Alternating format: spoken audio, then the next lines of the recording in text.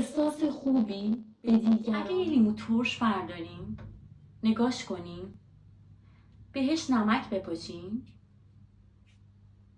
و بعد میلش کنیم،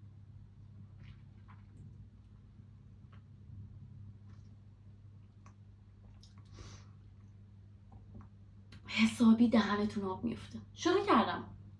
لیمو شیرین بود. شما چرا دهنتون آب افتاد؟ به خاطر کلمات من. همه زندگی همینه.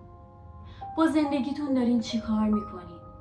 با کلماتتون تو زندگی دارین چی کار میکنین؟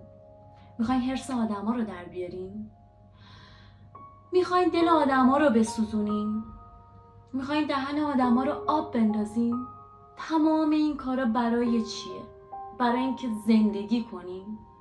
برای اینکه راحت زندگی کنین؟ برای اینکه خوشبخت زندگی کنین؟